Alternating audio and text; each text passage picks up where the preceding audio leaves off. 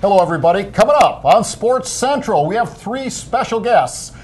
Fitness expert Marlo Oliva. We also have Liz Kohler from the World Triathlon Association here to talk about the Ironman. We also have Link Darner from Florida Southern. A busy show. Stick around, everybody. We'll be back right after this.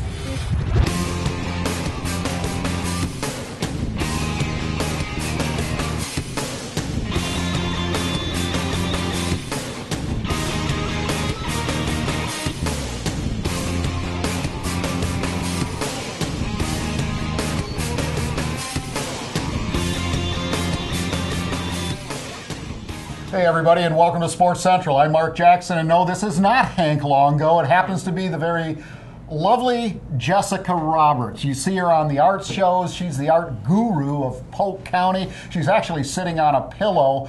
I didn't shrink, so how you doing, Jessica? It's great to have you here. Good, thanks. I'm tall. I'm the same height I've been since high school. So the same height as me, but why are you sitting There's taller no than pillow. me? No. Oh, really? You haven't changed much since high school, huh? No. Oh, okay. Well, it's great to have you. Thank you. You bet. This segment is brought to us by Holiday Inn North Lakeland. So we're very happy to have them as sponsors. Oh, they're great folks up there, and they got some good conference facilities up there. Of course, a lot of the Detroit Tiger fans stay up there. It's a good place to be. A nice Just facility. like Polk County. Wow, it didn't get much busier than any other place in the state. Polk County was the busiest amateur sports destination in the state of Florida during the month of March and April. I want to say a zoo, but circus maybe? It was a circus because it was controlled. Phenomenal. You could even find rooms in Polk County. And then Sun and Fun a couple of weeks ago. That was an unbelievable turnout. We're going to be talking about that a little bit later. Before we do that, though, we have to introduce a very, very special guest. And the World Triathlon organization actually runs and oversees the Ironman series. Of course, it's the premier triathlon on the planet. Last year, right here in Polk County, you love them, you hate them, doesn't really make much difference, but Lance Armstrong won the inaugural Ironman 70.3 right in Haines City on Lake Eva. But before I get into all of that stuff, we're going to introduce Liz Kohler. Liz? Hi. Great to have you. Wow. Great to be here. Thank you very much. Yeah, well, it's a pleasure to have you. A former Southern California girl, and made good and made her way all the way over to the wonderful state of Florida. Yeah, welcome. I'm loving it a lot. Thank you very much. It's fun to be here. Well, you're sort of the director of of communication and athlete development for World Triathlon, and also sort of run the club challenge and that type of thing. It's something new this year. Yeah, I actually wear quite a few hats with Ironman, but one of the hats that I wear is this Tri-Club program. I know that if any of your residents here in Polk County have seen people out riding their bikes in preparation for the event next month, they're all wearing the same outfits. And you say, why are they all dressed alike? Well, there's this large community of athletes in this country that are members of Tri-Clubs or teams. In fact, it's growing by leaps and bounds every single year. And they give a tremendous amount to the sport of triathlon. They are really responsible for bringing people up through the ranks and getting them to the level where they can compete at our races. And so, as a special thank you to those groups of people, we've created a new program for them. And interestingly, the event in Haines City is actually a regional championship for the Tri-Club. So there will be a lot of clubs descending upon Haines City in a month. Well, that's kind of an interesting proposition. In the event itself, last year we were amazed. I mean, just absolutely amazed at the amount of people that came from overseas. I talked with an attorney from Denmark, people from Sweden, Germany, England, and all over the continental United States, and Hawaii. It was just unbelievable. Can we expect the same thing this year? Oh, absolutely. I mean, it is most certainly an international event. I know just by looking at the athlete rosters, we're expecting about 1,800 people that will be racing on Sunday, May 18th. 18th, 19th? I should know the right date. 18th. And we have folks, we have a team actually coming from Costa Rica, but we have folks from Denmark and Great Britain and Canada, and of course, many, many folks from the state of Florida. So it's going to be a really exciting day. Good stuff. Well, Where's the best place? you're like a big shot, runner and swimmer and cyclist. I can run and I can swim, but I don't ride. But as a spectator, this is such a huge event because Lake Eva is different in the history of me following cycling. You can stand in one spot. So is that a good selling point for people who are coming just to watch the event? I know there's going to be pros there. Yeah. Hoping Amanda Stevens is there. But who's Amanda Stevens? She was a pro. She competed last year. Yeah. She was here in Haines Is that City. real? True? Yes. Really? I follow her on Twitter. You're kind of a tweet. She's one of your tweeples? Yes, she Okay. is. You tweet your tweeples. Yes, I do. Okay, I got you. We don't have the finalized lineup for the pros yet, so we'll keep you posted though when we know. But is that a good selling point? Does that make Haines City unique, our course? You know what? The neat thing about Haines City is how family friendly it is. There are we have races all over the world, and what athletes look for when they're trying to decide would be a great place to go race is how comfortable their family members are going to be while they're out there doing the event, because it can be an incredibly long day for a spectator. Yeah. Because you see your athlete go in the water, and then an hour later they come out of the water, and then they're gone for hours and hours and hours, and you see them for 30 seconds, and they're gone and gone and gone for hours and hours. So it can be a really long day being a spectator. But what's neat about the Lake Eva venue is that, particularly with the run course, is that the run course is a 3-loop run course. So you can stand on the fitness trail, which is very close to the finish line, and you can see your athlete go into the water, come out of the water, get out on their bikes, come back in on their bikes, and do 3 loops on the run course before they head to the finish line. So it's a really great venue. And then there are all those wonderful recreational opportunities at the park. Yes. So when your athlete is out on the bike for 3 hours, the kids can go play in the aquatic center, and it's a really neat place. We're excited to have our race there this year. Well, that downtown Haines City is a gas too. I mean, they have a new Mexican restaurant down there. I just absolutely love. I had the opportunity to go to lunch there with the city manager, Ken Sauer, not too long ago, and man, I'm going to be back here. This is great, And like you said, the water park. They have a water park for kids, and just the ambiance, the whole environment of Lake Eva is beautiful. Right. Right. It's a fantastic venue. We were talking about kids a little bit earlier, and there's a special program that you have that is so unique in the world of sports. It's called IronKids. Tell us a little bit about that. It's really exciting. It's an opportunity to encourage kids to get off the couch and start doing more active things. And IronKids has many different aspects to it. We have a national running series where they're essentially fun runs where the kids go out and they'll do a 1-mile fun run before many of our events. The event that is taking place at Lake Eva on Saturday is actually an IronKids triathlon. And how long is that, by the way? Well, it's set at age-appropriate distances. So we have athletes from age 6 all the way up to age 15. So depending on how old they are, it sort of determines how far they're actually going to go. But they'll start with a swim in a 25-yard pool, so it's very safe and controlled. And those are for the young kids. And that's for all the kids. We'll start in the pool. Okay. And then they'll come out of the pool. They'll jump on their bikes. They'll do a loop around the downtown. Hopefully not stop at the Mexican restaurant. We'll continue to keep on going, and then come back down to Lake Eva and run through the park. And it is the cutest thing. Next to seeing your kids show up at a piano recital, watching an IronKids race is one of the cutest things ever. My favorite part of last year were the little Huffy bikes. Yes. We're so used to the tri-bikes and all of this money poured in for the adults, and then you've got these young elementary school kids with their little Huffies, and we all had those as kids, so it was a great way to identify, and you just cheer every one of them on. Yeah, it's really great because I think especially for this community, if you have a kid that knows how to swim and rides their bike, they should come out and do the IronKids race and become an IronKid, because it is really a neat thing. I mean, how do they do it? I mean, do you have a website that they can go to register? They can go to ironkids.com, all one word, and they can go on there and they can see the distances for each of the ages, and they can actually go on and register online there as well, or they can come to our really amazing expo that we're having all weekend long. May 17th, which is a Friday. Yeah, Friday, and they can register on site. They can come and talk to me if they're at all nervous about the event. I can kind of talk them through the different levels, and they can register with us there, and then the gun goes off for the kids at 7 a.m. on Saturday morning, and it's pretty exciting. Yeah. Oh yeah, that's going to be something else. One of the things I want to touch on, and a lot of people don't know this about World Triathlon and what the Ironman does, it's more than just holding the world's premier races.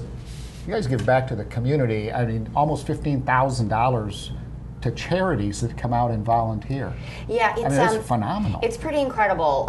What we have as part of the Ironman community is something called the Ironman Foundation, and it's a nonprofit organization, and its sole responsibility is to collect funds from athletes who either wish to raise money for a charity of their choice and use the foundation as a platform to do that, or if they actually want to come in as a community fund athlete, in which case part of their entry fee actually goes back to the community. So, for example, in Haines City, we have a $15,000 grant that will go back to volunteer organizations and who come in and help us with our race. Those funds will be allocated out to those folks, and it's just our way of giving a little bit back to the communities that give us so much by hosting our events. So if a church group or a high school civics group wanted to come out, they could go hand out water. Absolutely, and they can earn money for their chapter. Exactly, Perfect. exactly. Yeah, it's a way of incentivizing them to come out and be part of our event. Sure beats washing cars, doesn't it? You know, that's true. And and it really is fun to be out there. The athletes are so grateful for the volunteer support that they have, that it's one of those jobs where you leave with a smile on your face because you've made a difference in an athlete's day. So that's a great opportunity. Yeah. Well, let's talk a little bit about the race. And really, Jessica should be asking this question because she's more into those quiet sports than I am. But it's a 70.3, and break that down for us. And if you're an athlete going out there, on average, you're going to swim, you're going to run, you're going to cycle. How long will it take? Yeah. I mean, how long will it take for you to do that? Well, in Ironman, we actually have two distances. We have our full distance Ironman, which is the really iconic race that you were referring to in Hawaii, where they go for hours and hours and hours. It's 140.6 miles, right? The 70.3 is essentially half of that distance. So our athletes will get in the water and they will swim in incidentally one of the most unique swim courses in our circuit. It's an M-shape swim course in Lake Eva. They'll go 1.2 miles. And that will take most of them anywhere between a half an hour to 45 minutes. Then they'll jump on the bike and they will ride 56 miles through a really pretty bike course on the rural roads of Polk County, which it's pretty neat. I actually drove the bike course the other day. I thought it was really cool. And it's going to be challenging because it'll be windy and hilly. So that will take them about 3 hours probably, maybe a little bit longer. And then they come back and then they do this really great 4-loop run course that takes them through the park. 3-loop, run course takes them through the park 3 times. And it's terrific because you get all this spectator motivation, and then you get to cross the finish line, and you are an Ironman. Sort of, half of an Ironman when you cross the finish line. And how many actually roll? How many actually roll over that? Is there a percentage, or is there the foundation of that is actually in honor of John Blaze, who had ALS, who completed the Hawaii Ironman, and I can't think of the year that he did it in. But to symbolize what he was looking towards as part of his life, when he came to the finish line, he rolled across the finish line. He's since passed, and folks that are part of that organization and are raising money for the Blaze Foundation show their support by stopping at the finish line and rolling across. And that is on YouTube. That's a great story. I have watched the entire thing. One thing before we let you go, we've got a couple seconds left. Sure. People want more information about either going to the expo on Friday, but the expo runs the 17th, 18th, and 19th. Yep. They want to participate, or they want to just go down and have a good time and observe one of the premier races in the world. Yep, absolutely. How do they do that? The best place to get information is to go to our website, which is ironman.com. And then once you get to the website, you can look under the events and under 70.3, it's a couple of steps, and then go to the Ironman 70.3 Florida tab, and all the information is there. So we're looking forward to having a lot of folks come out and support our athletes and it's going to be a good time, isn't it? Yep, it sure will. It sure will. Thank you. Liz, thanks so much for joining us. We appreciate it. We obviously you're a bundle of energy, as one of our directors told me earlier. So we'll see you out there, and best of luck with running, again, one of the world's premier races right here in Polk County. Great. Thank you very much. Thank you. Well, everyone, speaking of premier stuff, the Southeastern Fire has an inaugural year this year with our girls fast pitch softball. We have some great footage. Check this out. Jessica and Mark will be back right after this.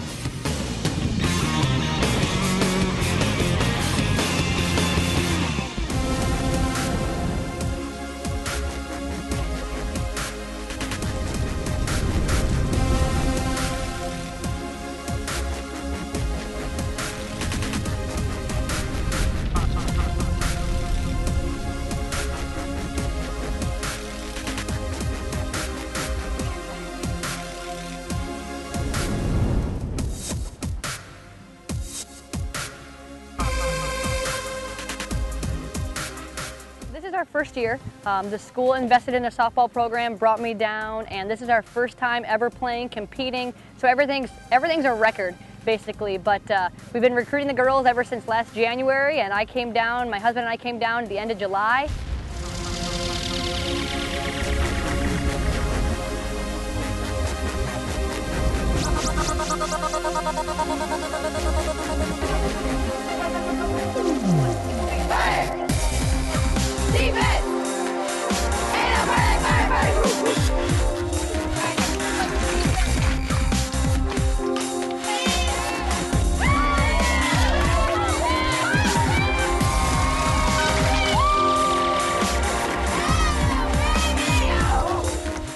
We're really high risk, high reward. We definitely are very aggressive, try to take the extra base. On defense, we try to throw the extra throw. We want to catch people off guard and really take advantage of situations. And that's kind of what we do on the field. And off the field, you know, it's important for the team to come together. I'm really big in team chemistry, so we do a lot of community service. Really want to get out in the Lakeland community and just help out.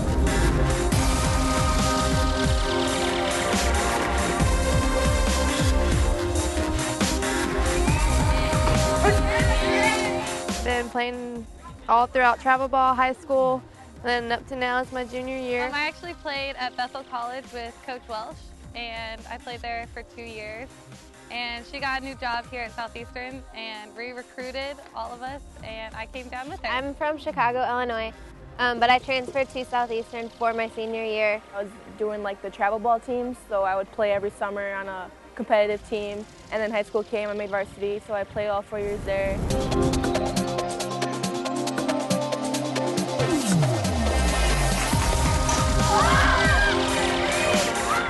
I want these girls to grow spiritually, to grow as daughters, as future wives.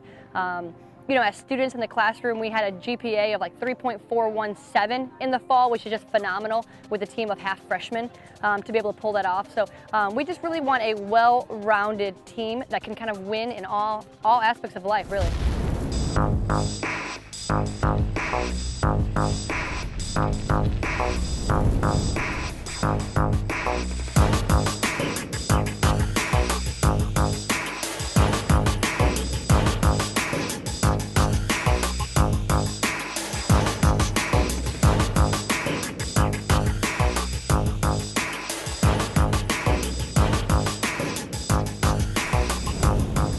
The main thing when we're playing softball is always play it, everything you do, glorify God. It just puts a different perspective on why we play and why we do the things we do. Well, right now we're a first-year program, so we're just working together and just playing hard and doing as best as we can. And we're doing pretty well so far for a first-year team. And I decided to play for Southeastern because I love the college, I love the Christian setting, I love Coach. She's awesome. It's been really cool to play with these girls and have that as our goal with doing everything we do for Christ.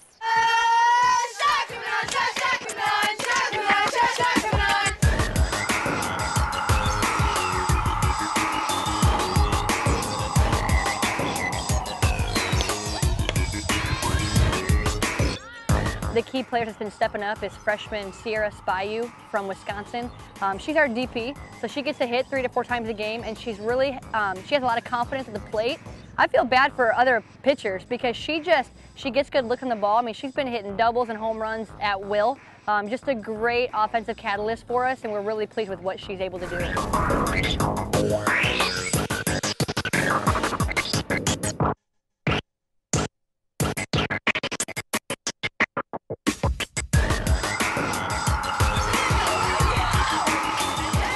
I'm sick of the snow, so I wanted the sunshine. And then they have a good communications program at Southeastern, so for the education. And then just to play ball, you know. I really wanted to go down here, and I love it. It's awesome. I love my teammates, and then I just love playing the game, and I didn't want to be done, so. Well, this is my last year playing, and it's awesome to get to spend my last year making history. Everything we do is making history, and I love that I get to do that with this group of girls, with this coach, and with this team, and it's a great way to end my career. It's been a nice blessing being in the sun rather than the snow.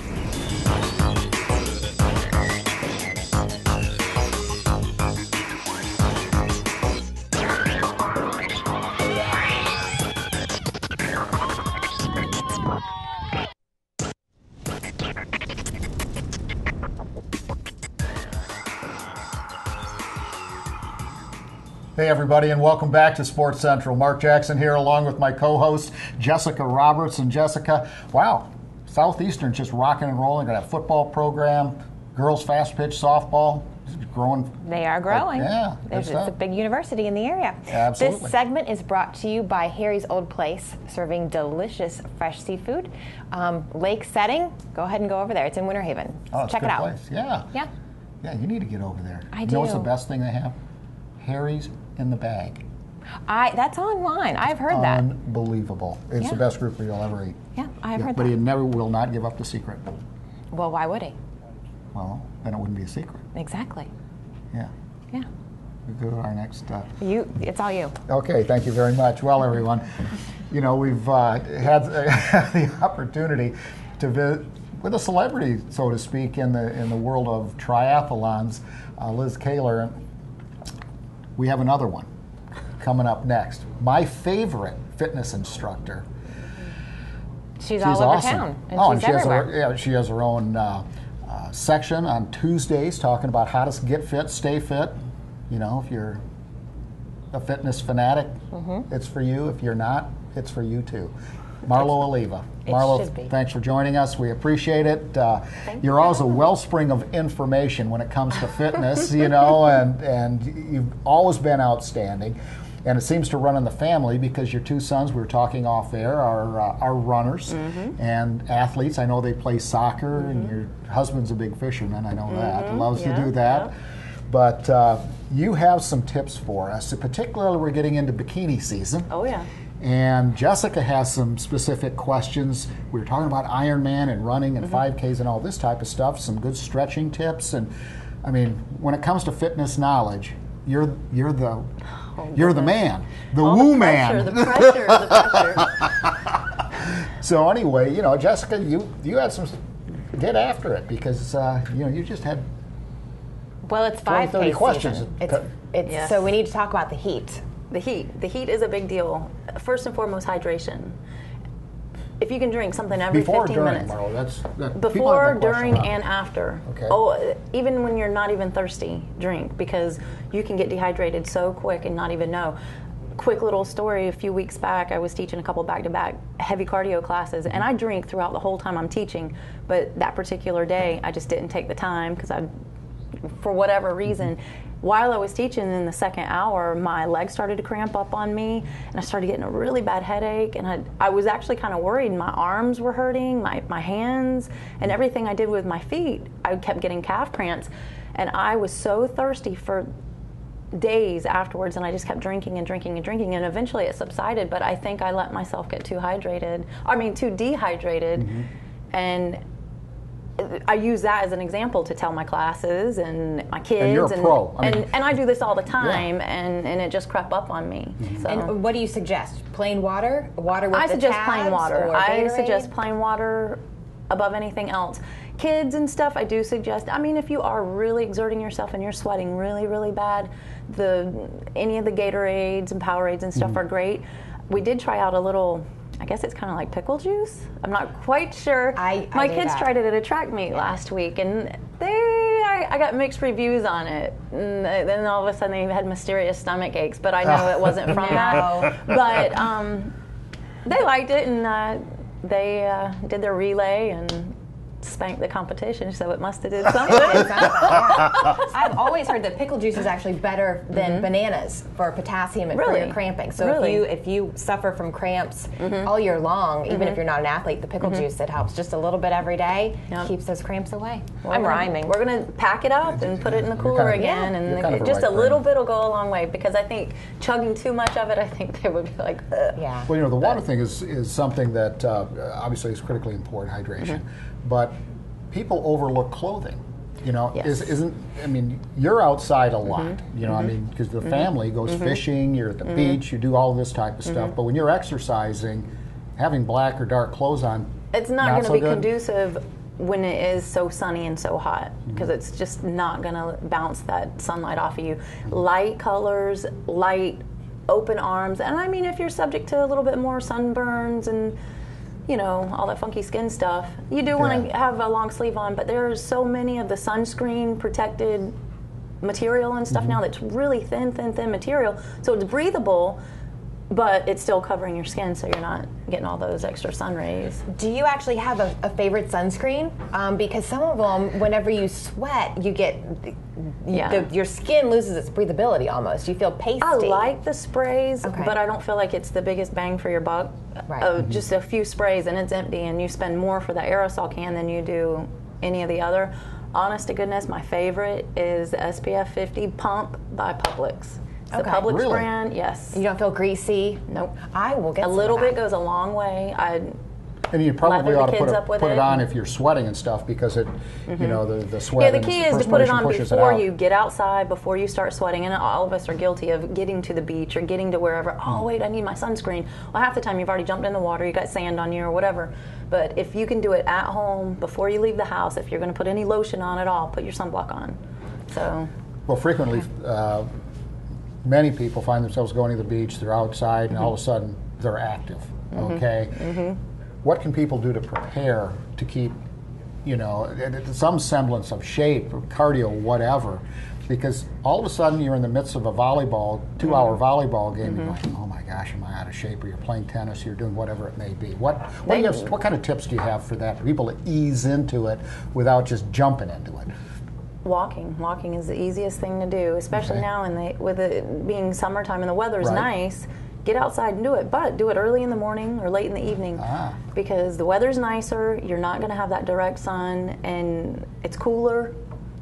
But also too, if you're typically an outside person, take it into the gym. If you know that you can't handle the heat and stuff, so many of our local gyms offer special season packages or one-time fees, especially for students that are on spring break from college, back home with their families and stuff. They'll offer, I'm just throwing this out there, like $99 for X amount of period of time.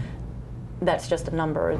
It's not any one particular club, and it's a one-time thing, and they come and go as they please from point A to point B. And that would be simple too if you know you're not going to be out in the heat or do any of that other stuff. So that's a great idea. Keep your kids active so you're not trapped, especially if you stay at home with them in the summer. Get them out. Let's go. Let's both go exercise. Whenever we're going to start an exercise program, is there something we should do to our diet besides, do we go cold turkey and cut out all fast foods and eat vegetables, or how do we ease into that to get our taste buds? Start with one thing. Look at your diet, and a lot of obvious things stick out. Your sodas, your donuts, your chips, and I mean, your things that you know. I mean, at this point in the game, if people don't know that these things are not really that great for you, then I don't know if there's any help for you, you know? Look at that and just start pulling little things out here and there, because if you go cold turkey, it won't last. You're going to pull all that stuff back in, and then 9 times out of 10, you're going to rebound even worse. So if you pull little things out, and especially too with the summer coming up and with kids, you're going to want to keep some of those snacky things in, but save them for special occasions or just small increments. Don't stack the pantry full of them, because that's all they're going to want to eat is quick, easy, grab and go stuff. Replace it with your fruits and stuff like that. Did you ever do any fun stuff with your kids related to healthy diets? Like, you know, this thing, I just always amazed by this. Some of the junior league girls that we've had in here have this thing called ants on a log. You ever hear of that? It's a piece of celery, and they put peanut butter in it, and then they put raisins on top. On it, That's ants on a log. When mine were younger, I would do stuff.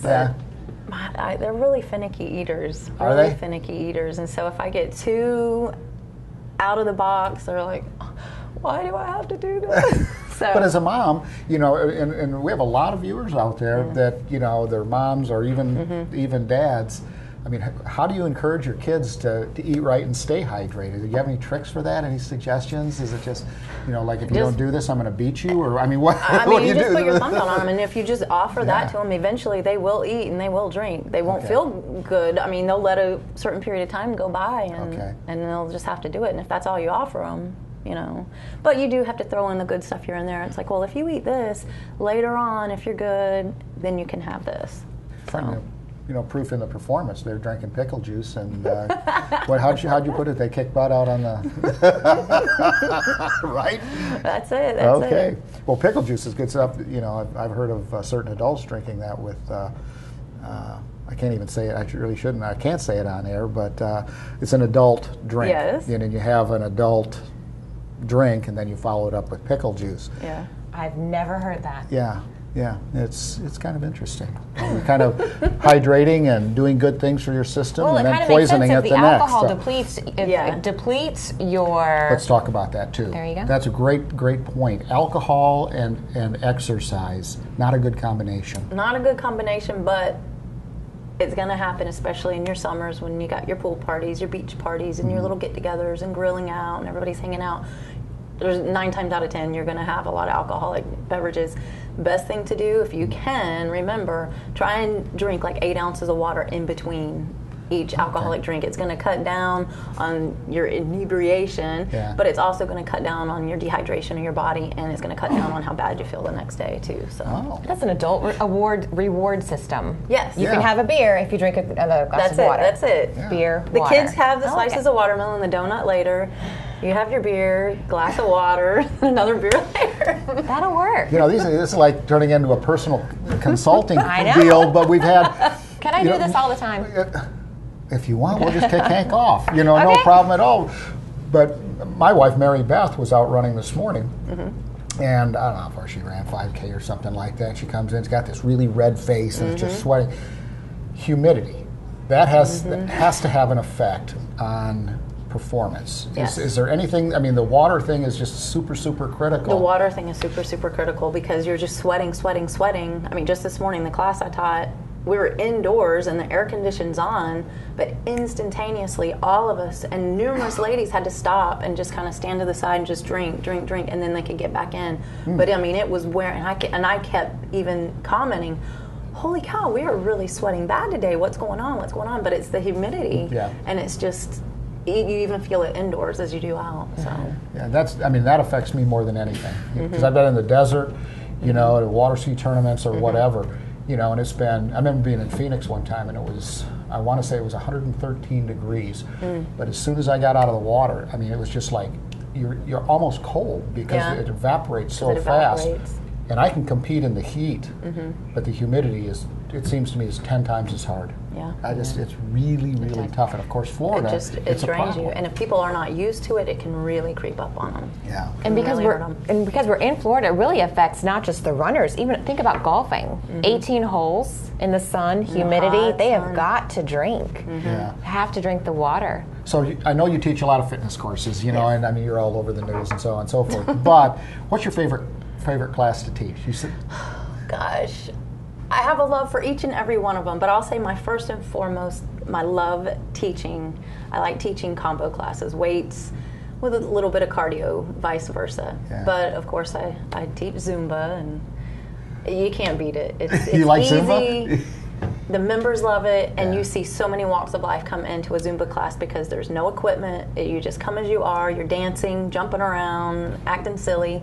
I mean, where else can you walk around and hip thrust? You know, I mean, and everybody has their own variety and their own version of how they're going to dance and how they're going to do this or that. And so their interpretation of what I'm doing sometimes doesn't even look anything like what I'm doing, but that's the luxury of it. I mean, as long as you're moving, you're doing it right.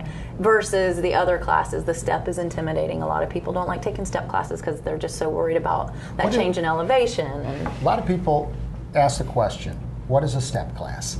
a step class is just a cardio class. It's a cardio class, building your leg muscles and just getting your heart rate up and down from stepping up, and it's high-low basically. Okay. So you go up and then you come back down. Yeah, and there's just numerous combinations of different steps to do on the step. Okay. You got your single knees and your kicks and your basics. I mean, it's simple moves, and then we just add them all in and put them to music. And you need a little bit of coordination for that. A little bit of coordination. You got to come to a few classes to understand what the calls are. You can't just come into a step class thinking, oh, I'm going to pick this up, because every instructor has their own nifty little names for little combinations, and if you haven't been there, you're like, what is that? I think that's important. You can't go to a step class. What you're saying, don't go to one and then give up. Don't go to one and give up. And that's unfortunately what happens to people. They come into certain classes, whether it be Zumba, step, kickboxing, whatever, and they're like, oh, that is not for me. Well, they don't even know if it's for them or not, because for one, they came in, they didn't know what they're doing, And for 2, maybe they're out of shape as it is and they got to build up their fitness level. A lot of times people come in 10, 15, 20 minutes of an hour-long class and leave and go walk on the treadmill, and then next week they'll come back in 5, 10 minutes more, and over a few weeks' time build up back to that hour. But they have to come and give stuff at least 3 or 4 classes before they really can have an honest opinion of if they like it or not. In terms of exercise etiquette, though, that's okay. You come in, you say, okay, I've had 15 minutes, I've hit my wall, need to go out, regroup, and maybe come back in later. And that's okay. Most people do come up to the instructor and say, hey, listen, I haven't been in the gym in a while. I'm only going to be in here for a few minutes. Don't feel bad when I pack up and leave, for the most part. And then other times people will just wave and I got to go. But then you have the occasional, and they pack up and they're out and you're like, whoa, another one bit the dust, so bye. And I will, I'm on a microphone, bye, have a good day. And everybody turns and looks, so. One of those, one of those things. But the summer months, I just turned around and it's April, middle of April. And it's like, oh moly, I'm just trying to get in shape and do all of this type of stuff. Well, people have questions for you nonstop. Grocery store, telephone, whatever it may be. But you're very, very visible, and through your article with our good friends over at the Ledger. Do you have a website or a email that people could ask you a question? Most people contact me through the Ledger. You can go to theledger.com, and my articles are always in the Life section on Tuesdays, B section, and my email is always posted underneath the article in the paper and online, so they can contact me through that. So just go to the Ledger. Just go to theledger.com, and you can use either today's workout as a keyword, or you can type in my name, Marlo Oliva, and all that stuff will pop up. And you can also pull up old articles, old videos, and get different ideas and put together little workouts. And sometimes to have a good laugh too, because I always pull my kids in and they're like, why do you do this to me? Local celebrities. Yeah, they get teased by their friends, I'm sure. But thanks so much for joining us. We always appreciate you coming in. I always enjoy it. Such a wellspring of information and a bundle of energy. We love it. So thanks so much. And we'll get you back in here again real soon. I think Jessica's going to have some more questions, as do I. Okay. Marlo, thanks. You're welcome. Well, everyone, we've had star athletes come in, special guests like Marlo and Liz a little bit earlier. But we have another star athlete and kind of a special feature that the great crew at PGTV has put together. A feature on a girl from Fort Meade by the name of Stephanie Lewis, sort of up close and personal by our crew at PGTV. Check this out. Jessica and Mark will be back right after this.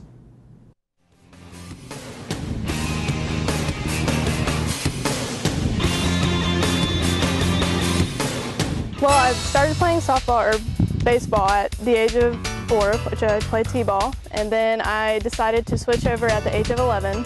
At first I wasn't I didn't really want to switch to softball because I had played baseball my whole life and I just didn't want to make a change, but a travel ball coach contacted me and said, hey, you should come try out. And so, he called a couple times, and the first couple times I wasn't real adamant about it, but the first time I went, I loved it, and I liked playing with girls, and I liked the switch, so that's where I am now. My dad was real big into baseball, and he played all his life, so he kind of started me out just to see how I'd like it, and I loved it.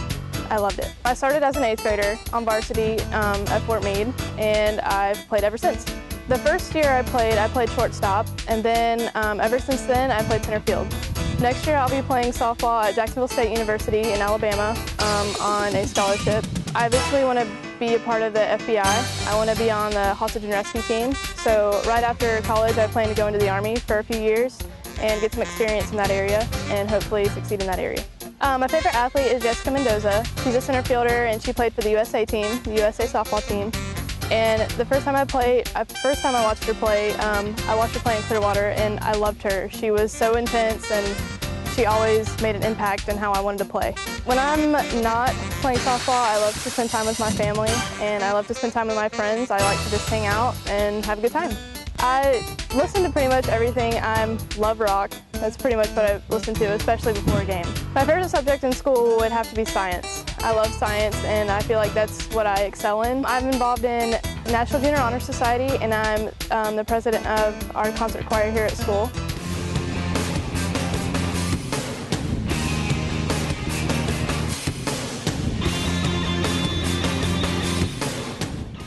Hey everybody, what a feature, huh? From Fort Meade. Pretty impressive. Stephanie Lewis. We have a lot of local sporting greats Phenomenal. in the making. We've got one more coming up right after you say thank you to our next sponsor. Abuelos. I go there all the time. I'm in Lakeland. So go there for their chips and salsa, and their enchiladas are good, and their margaritas are fantastic. Hey, I run. I do that after I run 9 miles. It's allowed. Is that before or after the margaritas? I run before. The virgin margaritas. You don't have the alcohol. Yeah, absolutely. That's right. Yeah. Okay. If you believe that. You're kind of feisty today, aren't you? I know. Well, you make me do this. Yeah, I just had to make you nervous. Make the best of it. So. Well, everybody, we've had a string of very special guests. Wow, things are just flying by. But Florida Southern, known for its basketball, but the coach that's there now has arguably had more success than any coach in the past. In fact, he is the only coach to have won the SSC Coach of the Year 3 times, and he's one of only 2 coaches that have actually earned that honor at Florida Southern. Link Darner, Florida Southern's head basketball coach. Link, great to have you with us. Thank you. Thanks for having me back on. All the way to the Elite 8, you got to the Final 4. I mean, phenomenal season this year. It was a great, great year for our guys. The run we made at the end, guys are going to cherish for the rest of their lives. You know, what we were able to accomplish, hosting the regional at our place, winning it the way we want it, in a typical comeback fashion for us, down 3 with 40 seconds left and finding a way to win. That was kind of the way we played all year. And then getting a chance to go to the Elite 8 and play up in Louisville. That's a real experience for those kids, wasn't it? Oh, it was a great experience. And the things that they were able to do, to play in Freedom Hall, which a lot of them don't realize, but when I played, Freedom Hall is one of the best places to play college basketball at. And you know, the great players that have played at Freedom Hall, to go to the Kentucky Derby. We had a banquet there, to eat in the $1 million room where all the millionaires come to watch the Derby, and things like that. Things that hopefully some of them will be able to experience one day, but a lot of them may not. You know, just the opportunity that a lot of kids, as we told them, a lot of kids wish they were in your shoes and were able to do this. Well, from what I understand, you kept your crew up there very, very busy, because 2 of your, one player and one of the managers, Mike Dubuque, okay, and Dominique, okay, were students of mine this last, because I taught the international sports class for Florida Southern. Mr. Jackson, we quite can't get our last paper in on time because we're up in Louisville, and guys, just win. We'll give you a hall pass. I just wanted to confirm that they were very, very busy. Oh yeah, we were very busy. I trust, but I verify with the coach. Yes, we were busy up there. I mean, they had us do some other things. You know, we went to a school and did a little clinic for some kids there. Which was great. Got our players out there, got to interact with the students there at that school and with the faculty members, and you know, those are just great experiences that not a lot of kids get to do. And that was young kids, elementary or elementary, high school? 5th graders. Oh, so giving back and right in the middle of the tournament of these kids' lives, they're out there coaching, you know, youth that need the coaching. That's probably a nice distraction. If they're stressed about the tournament, then they can kind of go and just have fun for a couple of hours. Probably relaxed them a little bit, which was good, which they needed. Good. You know, like I made an error earlier, and I said that you had won the SSC Coach of the Year 3 times, actually 4 times, but this year was it the 6th year in a row that you had a 20 win season? Right. 6 years in a row. Yeah, we've had six years in a row since my first year. We won't count that first year, but since then we've had great success. We've had won 20 games each year. We're one of, I think, 3 teams. I think Findlay and West Liberty are the other 2 that have had 6 straight years. Plus, we've been in the NCAA tournament 6 straight years, and I think Seattle Pacific's the only other team in the nation that has those honors that we have. That's absolutely incredible. We were talking a little bit earlier about you know, the team makeup this year and that type of stuff, and what next year is you know. Yeah, how does that look for next year? He was all worried How about many- that. I'm because worried. I do the human part of this. How many seniors did you have, and how are your freshmen, or how's that coming out? Well, we had 5 seniors. 2 guys started, Seth Evans and Brett Bailey, and then we had 3 seniors that came off the bench that played for us. So we lose 5 very good players. We have to replace our leading scorer, who was a 1,000-point scorer in 2 years in Seth. We got to replace Brett inside, who was a 1,000-point scorer and had over 500 rebounds in his career. So those guys are going to be big to replace. We can't say anything now against NCAA rules about recruiting and that, but we're out recruiting.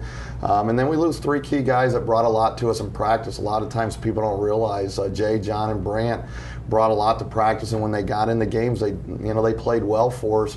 Is who's going to be those guys next year in practice that are going to come to practice every day. But we got a good core coming back. I've told our guys we'll probably be, because of the success we had this year and our name of Florida Southern basketball, we'll probably be in the top 10, maybe even higher next year preseason rankings. And so does it make a difference, and I don't know anything about this, but does it make a difference since you're a private school for your recruiting? Do you go outside the state more, or do you look here? Well, we recruit all over. Our team's made up of guys from all over. When I first got here, we had a lot of Indiana guys. That's where I was from.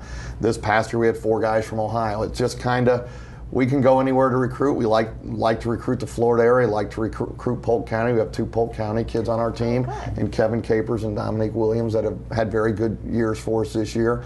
Kevin last year was freshman of the year in the league and one of the top 10 freshmen in the country 2 seasons ago. And then this year he made the all-tournament team in our conference tournament and in our regional tournament. So if we can find the local talent and keep them here in Polk County, we like to do that too.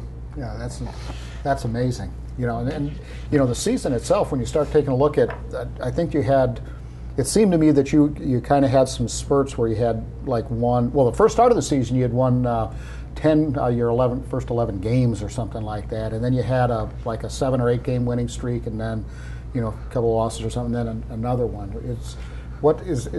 Tell us about that. And how do you change it for next year? Well, I mean, we did. We started the year. We played a very tough non-league schedule, and our one loss non-league was a kid hit about a 55-footer at the buzzer on us to beat us St. Cloud in our tournament, and then we went on a winning streak. We got playing very well. We played some very good teams. We played Benedict, who was in the regional, Johnson C. Smith, Tuskegee, in non-league games, and we got in the conference play. We stubbed our toe up at St. Leo in a tough game. They shot 30 free throws the second half. I thought we let a lot of calls go one way, we thought, but we came back and got on a good winning streak there. And we got playing real well about the middle of January to the beginning of February. I think we had 8 or 9 games where we scored over 90 points, and we played very up tempo. So we hit a real good stride. Then we hit a bad stride, and it's like we told our team. Every team goes through it. Where we lost 2 out of 3 games, we weren't playing very good.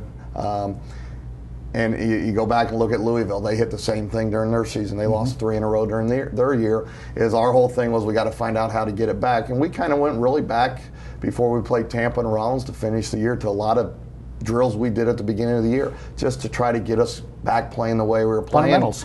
And we hit a great stretch then in our conference tournament where we went over to Kissimmee and played very, very well. Won 3 games in 3 days, and then in the regional. And we played a great team up in the Elite 8, Western Washington. They were defending national champs. They returned most of their players from the year before, and I think it probably hurt them playing us the first game because of the way we play. I thought when they played on Saturday to turn around with a day off and then play the next afternoon, I thought their guys were very tired, and Drury ended up beating them. But I thought, whoever won our game with Western Washington had a great chance to get to the championship game. But I think we wore them out to where they were too tired to play on Saturday. Well, it's probably, from what I understand, and the situation in Florida Southern as we look forward. 2013-2014 season coming up. We talked a little bit about recruiting and so on. Right now, sitting here, when you walk out, sitting in your desk, what's your primary focus? Well, I think our primary focus is, for our team next year, for our guys, we have to improve a lot. We return guys that shot 30% from the three-point line. We lose a guy that shot over 40%. Our team free throw percentage of the returning guys is under 70%. which we've got to improve on. Those guys have to get out and really work on their game. We can't spend the next 4 months with them. They're on their own. You know, how much are they going to get in the gym? Sometimes when you have great success and people are telling you what a great year, what a great job you did, you wonder if your guys will get out and work as hard. You know, and that's the biggest thing, is how hard are they going to work here without us around? And then when they get back to school, then we get back to work, you know. But I always tell them, players improve in the summer. You know, what do you have to work on? We've sat down with a lot of players. We've had end of the year meetings telling each guy where they got to improve their game on, and let's see if they do it here for the next 4 months. Because when we get into September and October, when school gets back in, we start putting our team together. You know, they're not going to get a lot better at that time, and how hard they're going to work. Those are the biggest, you know, in Division II, that's always the biggest question, because we can't work with our guys in the summer like Division I can now.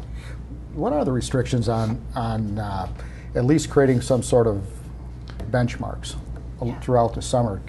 Can that communication continue under NCAA rules at Division II, or is it just strictly no communication at all? Oh, we can have communication with our players. I mean, we can talk to them in that. We'll put out, you know, here's what you need to do in the weight room, and you know, they know what they need to do on the basketball court, because we do it all the time with them.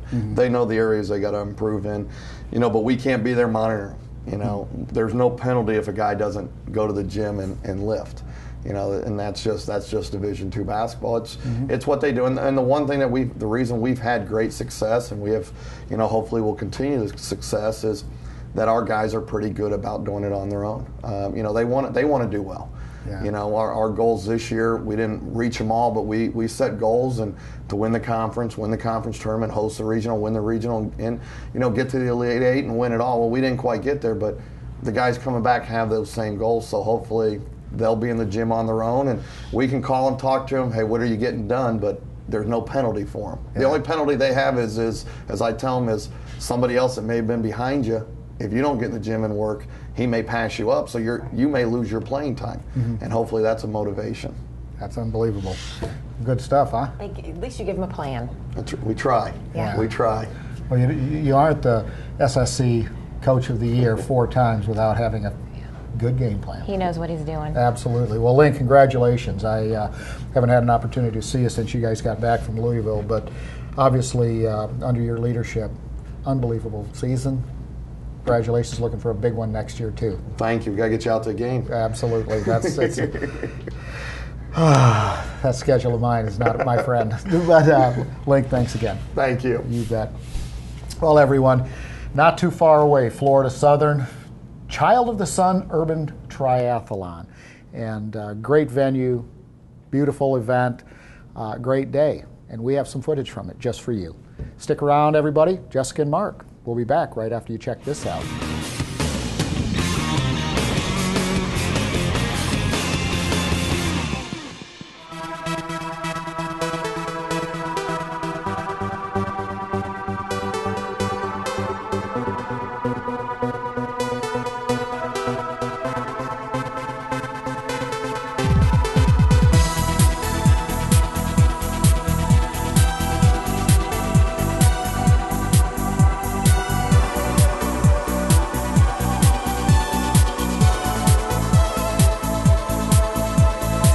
My first triathlon. It was a lot of fun. It's a great event, great staff, and it was tough. The swim killed me. I didn't think I had anything left in me. My legs felt like jello. It was tough.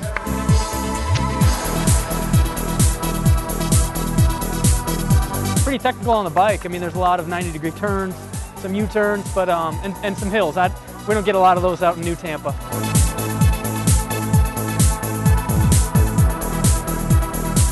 I decided in November, actually late November, that I wanted to try one. So I went out and bought a bike and went and bought a pair of swimming trunks and started swimming at the gym.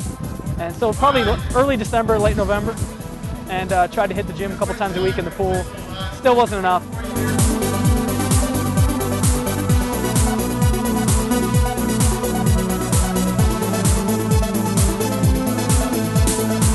It was a little chilly, a little windy, but it was a great race day. The water was 70 degrees. It was great.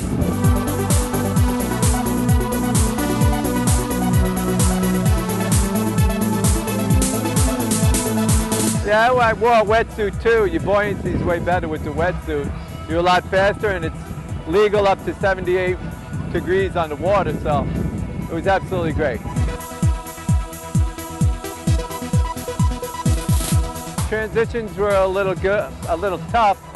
My hands were so cold, I couldn't get my helmet off. I couldn't unclip it, messing around. But when you're running and you're moving fast, you're really not cold.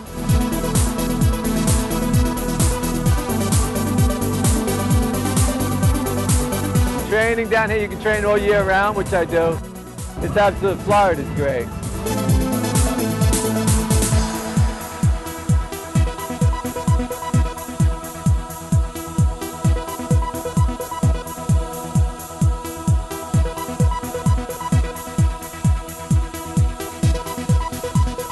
The cool weather was perfect. It kept me in perfect temperature. I was able to run without any sweat at all. Felt great the whole time.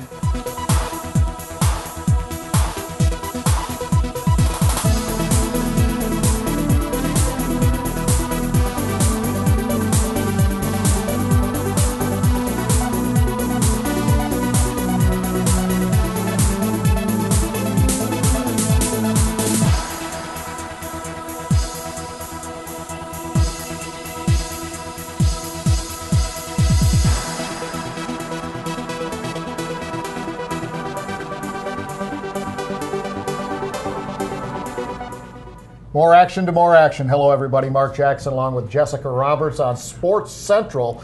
And Jessica, you just love that urban triathlon, don't you? I do. I'm going to do that. Why are you so fascinated with that? I just love running.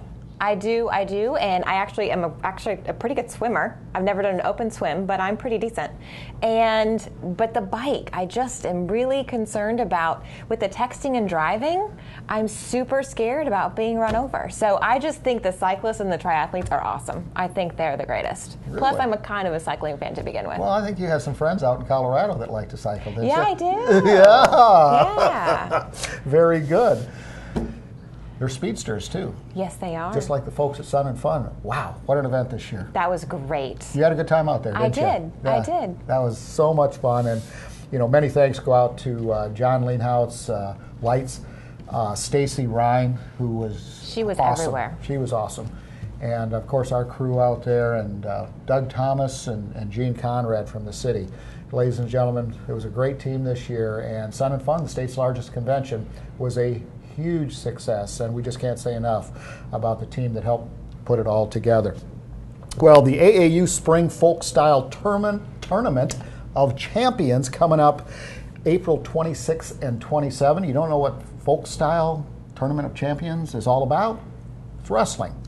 So make sure you do check that out. It's going to be real interesting. It will be at George Jenkins High School, and another event, wide variety of events that we have here in Polk County, and then the FYSA State Cup round of 16, whittling it down to the Elite 8 for soccer. That'll be held out at Lake Myrtle. Yes, and then we have the Homeschool World Series, which is a pretty big deal. That will be also out at Lake Myrtle. And if you've never been to see radio-controlled airplanes. You love this, don't you? I just think I've seen pictures, and I've been out there a couple of times, and people just expect these little planes, but they're huge. It's as big as this desk.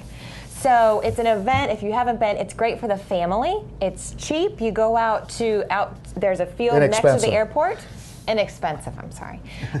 So you go out there, and it's just a great event. Well, we do have some special people, organizations to thank for their support and ongoing support of Sports Central and PGTV. Yes, Florida Department of Citrus, Hollywood Window Tinting and Signs, Hampton Inn Lakeland South, Harry's Old Place, which I mentioned before, great food, and Sunsplash Vacation Homes. She did a great job, didn't she, everybody? Well, our next live show, May 3rd. But if you want to watch more of Jessica and Mark, you can check out the following dates and times for re-airs of this show, which will be daily for the next 2 weeks. Well, everyone, thanks so much for joining us. On behalf of the crew here at PGTV and the staff at the BOCC, this is Mark Jackson for Jessica Roberts. We'll see you again next time.